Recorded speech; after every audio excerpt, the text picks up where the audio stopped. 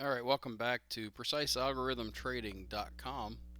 It is Monday, May 13th, 2024, and let's dive in here to what's going on in the markets. Our automated trading systems, this is the Dow.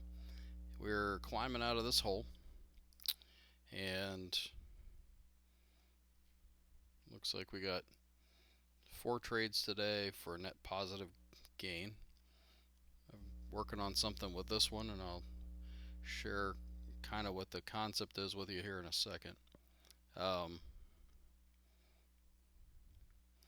the Russell is trying to climb out of this hole, but it's struggling. So today's trade, we had one negative trade. We've had That's the climb, and this is all the stop outs that we had, creating the big waterfall sell off. And then here is the latest NASDAQ. Now, this is what I'm talking about. So the math behind this algorithm here, um, that we've been trading, which produced these trades today, which would have been net positive by a little bit. That little curl up right there. Same math with a volume component added in. This gets us up to this $90,000 from 11 to from November until now.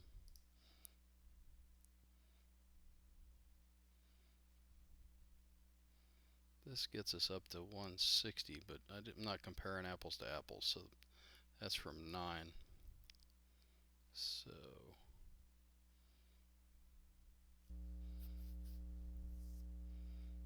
interesting. So anyways, I'm experimenting with this to basically have less drawdown. The biggest drawdown on this system, and again, I'm only showing 11 to I'm only showing 6 months of time. I built the thing based on this indicator. I'll have to show you those comparisons maybe over the weekend. But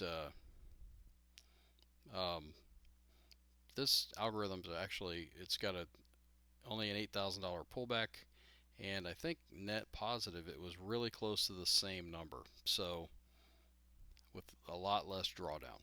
And if you think about it,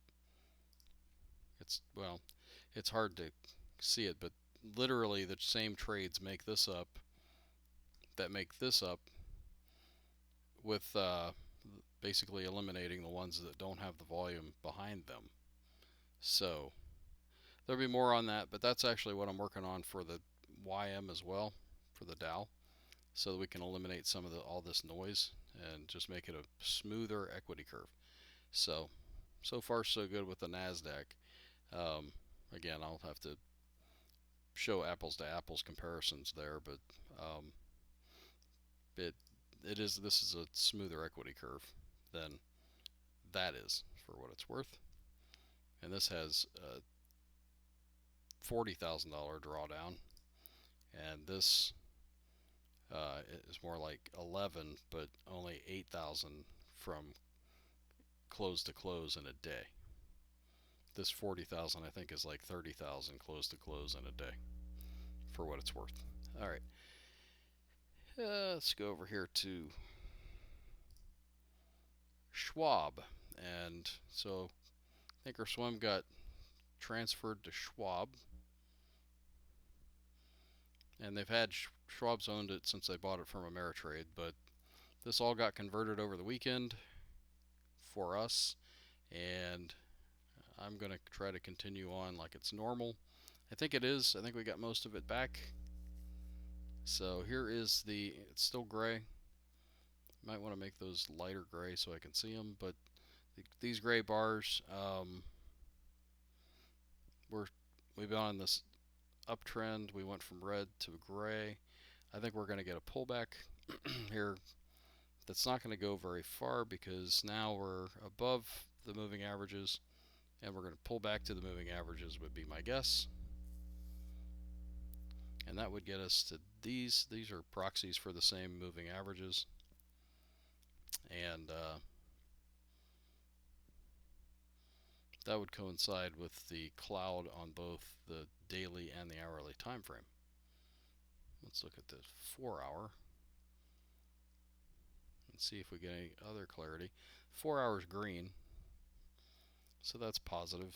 And even if we get a pullback, well, I guess it could go to gray, but so we'll keep watching that. We are at the upper Keltner channel, which is typically a reversal area, and again, you can see we reversed from way up here to way down there to the Keltner channel, back to the other side of the Keltner channel. So the next move would be to the middle or to the other side of the Keltner channel, which would be a dramatic move if and when it happens. So the S&P went down 1.26 points, or really break even today. The Dow Industrials went down 81 points to close at 39,431.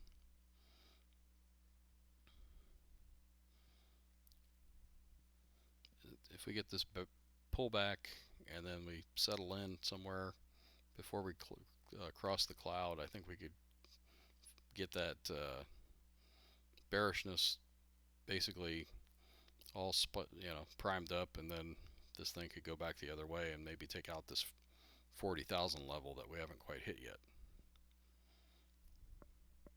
How's that for a contrarian view? I think we're going to have to fall first and then build ourselves out of it, which is a normal pattern for what it's worth. We'd come up here and then we'd pull back into something like a inverted head and shoulders.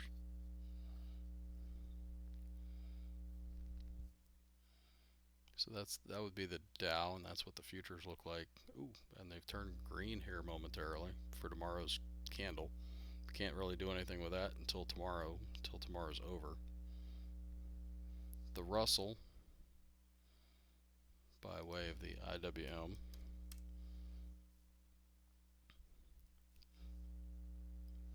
went up 43 cents today, or 0.21%, which is nothing. And that looks like the Russell here, so it's been gray, moving sideways for the most part. The NASDAQ went up 47 points today.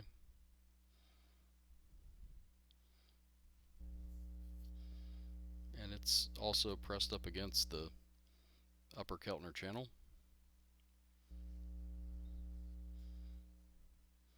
And IYT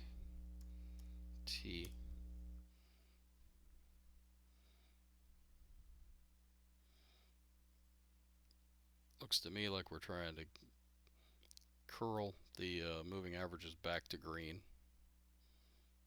We got some bullish volume, but really nothing to act on until we get those moving averages going in the right direction, because the moving averages really are the trend. Right now the trend is down, so if you're stepping in front of that, you're really trying to fight the trend, and it's just not a good idea. You can do it on a short-term basis like on the hourly chart or the 4-hour, but you have to be willing to sell when you hit your targets or your stops, and you got to keep it on that time frame. And let's look at oil, which is again bearish. Looks like it's trying to climb out over here on the hourly chart. Gold, bullish.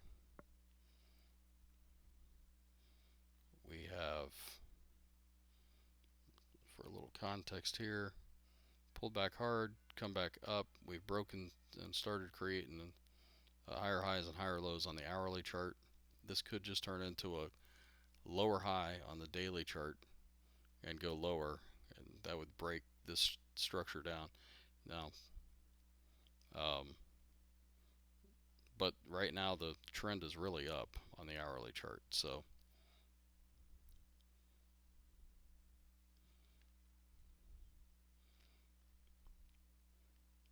That's gold. Let's look at bonds. Waiting for that break, that long-term downtrend line to break to go long here, but you can see we've got some action that looks like it could be, I mean, a break of structures and change of polarity on the hourly chart over here. And this is the moving averages starting to turn up. They go from red to green. So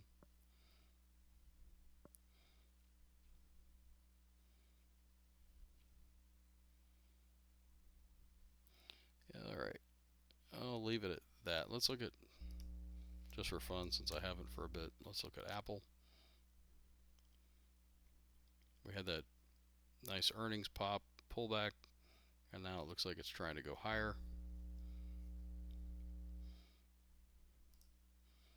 Here's our VIX, which fell all the way down to the lower Keltner channel. It did not cross the Bollinger Band, and now we got a VIX pop today. So it's not to say it can't go back down again, just like it can go back and forth like it did back here. And what's this? That's Apple. You can see it's breaking above the cloud. If we look at the ES, we've broken above the cloud. I don't have colored candles on here, which is fine, but I used to have colored candles on here.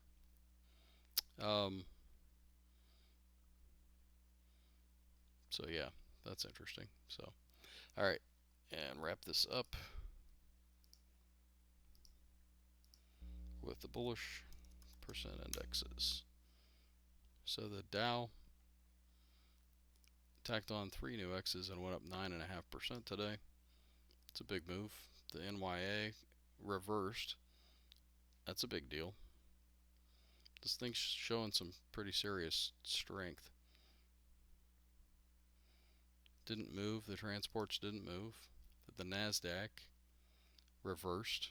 That's at a reversal we've been looking for, 1.73% up. The S&P 500 up 1.87%. The S&P 100 tacked on a new X and went up 4.41%. And the NASDAQ 100 tacked on 2 new X's and went up 8.33%. So, basically the market can withstand a pullback without really getting too bearish here. And that would support my my theory. So with that, have a great evening, and we will talk to you tomorrow night.